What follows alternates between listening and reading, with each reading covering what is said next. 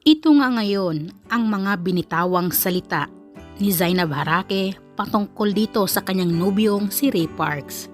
Narito nga ang buong detalye, alamin natin ito.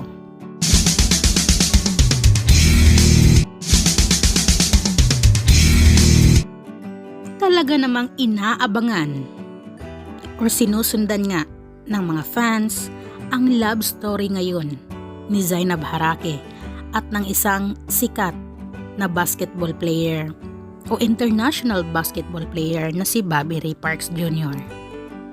At ngayon naman din ay ito nga ang mga binitawang salita o naging post ni Zainab Harake patungkol dito sa kanyang nobyong si Ray Parks. Isa ngang napaka-sweet na mensahe ang ibinigay ni Zainab para kay Ray Parks, kung saan inisa-isa niya kung gaano nito pinapakita ang pagmamahal sa kanya.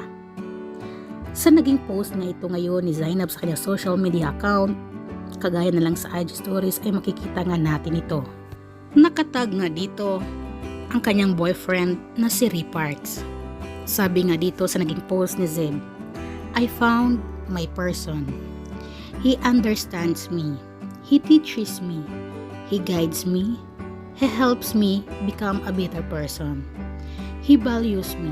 He appreciates me. He cares for me. He respects me.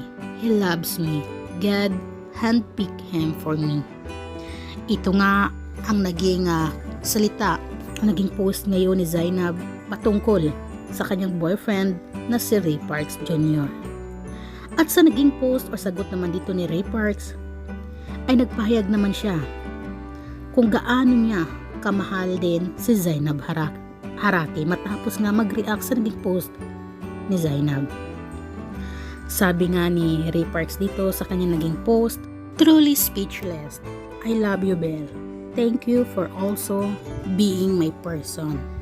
Talaga namang napaka-sweet ng pahayag ngayon ni Zainab at ni Ray Parks sa kanilang pagmamahalan, na talagang never natin ito nakikita noon sa naunang relasyon ni Zainab.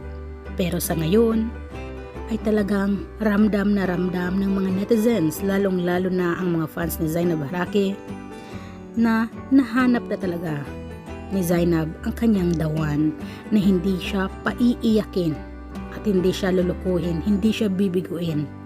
Kaya sana forever na silang dalawa. Ito nga ngayon ang hiling ng mga netizens or ng mga fans ni Zainab, na sana forever na nga ang Rainab, si Bobby Ray Parks Jr. at si Zainab Harake.